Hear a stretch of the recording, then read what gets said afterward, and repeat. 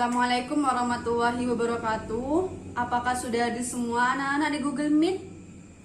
Alhamdulillah, kalau gitu sudah hadir semua ya.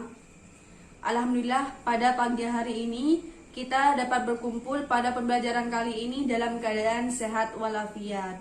Jangan lupa ya siswa-siswiku untuk mematuhi protokol kesehatan di era pandemi COVID-19 ini. Sebelum ibu guru memulai pembelajaran, marilah kita membaca salawat dan berdoa belajar terlebih dahulu ya. Bismillahirrahmanirrahim. Allahumma sholli ala sayyidina Muhammad wa ashlili zalimin bidzalimi wa akhrijna min baini min salimi wa ala alihi wa sahbihi ajma'in.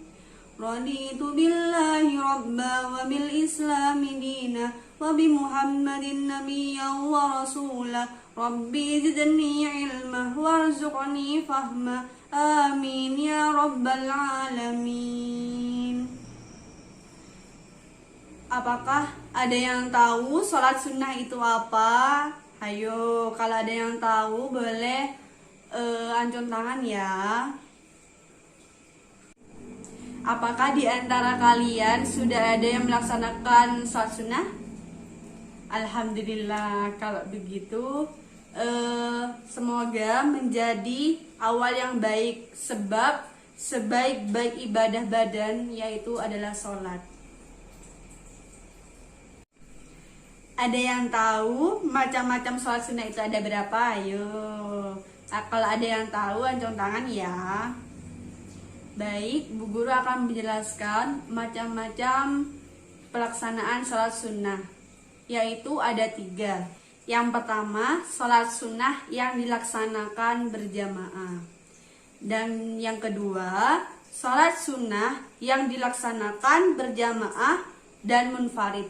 Dan yang ketiga, sholat sunnah yang dilaksanakan munfarid. Bu Guru akan menjelaskan 3-tiganya ini ya. Pengertian dari sholat Idul Fitri. Apa sih itu sholat Idul Fitri? Ada yang tahu? Baik, sudah ada yang menjawab ya dari Hendra. Sholat Idul Fitri itu adalah sholat sunnah yang dilaksanakan setiap tanggal 1 Syawal. Ketika sudah terbit matahari. Sholat Idul Fitri yaitu diartikan sebagai hari suci atau hari besar umat Islam, di mana para umat Islam ini berbondong-bondong untuk melaksanakan sholat sunnah Idul Fitri ini. Setelah sholat Idul Fitri selesai, kita tidak boleh terburu-buru untuk pulang, karena kita dianjurkan untuk bersalam-salaman dan saling memaafkan. Yang kedua, sholat Idul Adha. Sholat Idul Adha juga disebut Idul Kurban, di mana sholat sunnah ini dilakukan setiap tanggal 10 Dzulhijjah sesudah terbit matahari.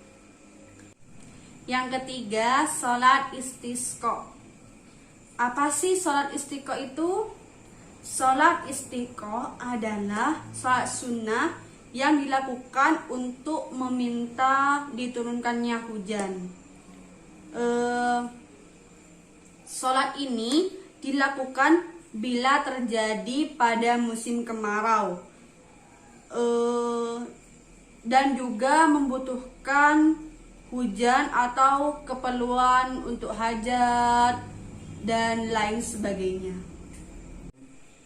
Yang keempat, sholat kusuf.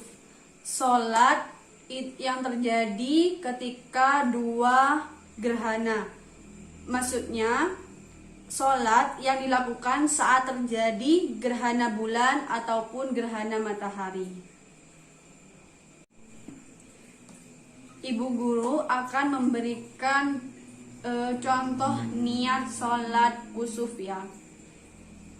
Bismillahirrohmanirrohim. Usolli sunnatal likusufis samsi ma'muman lillahi ta'ala. Yang artinya, aku berniat sholat sunnah gerhana matahari sebagai makmum karena Allah Ta'ala.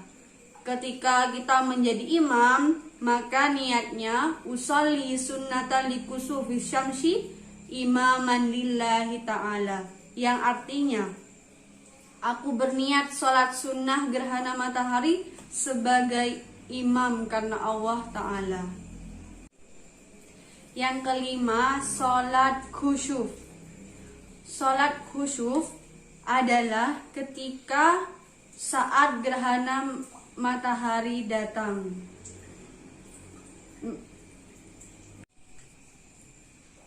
Apa sih perbedaan dari sholat khusyuf sama sholat khusuf? Ada yang tahu?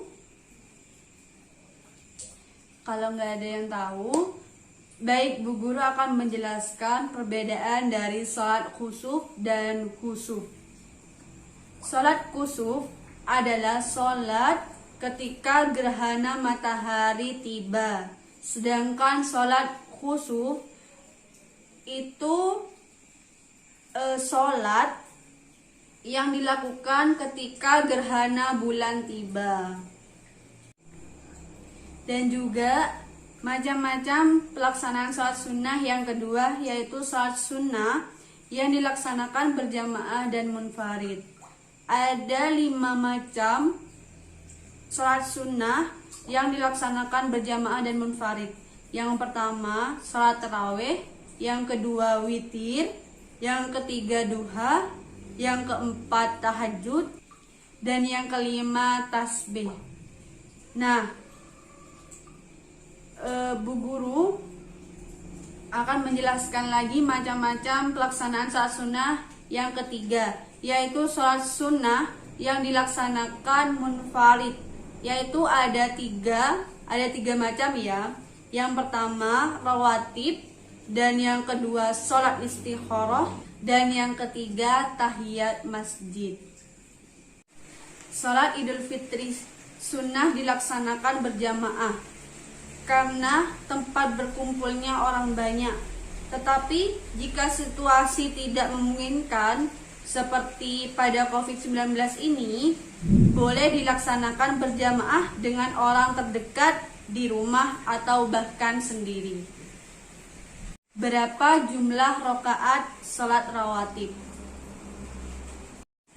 Sholat sunnah rawatib jika dihitung secara keseluruhan itu bisa mencapai 22 rakaat. Tetapi yang paling dianjurkan adalah sholat sunnah rawatib muakkad yang jumlahnya jika ditotal itu ada 12 rakaat.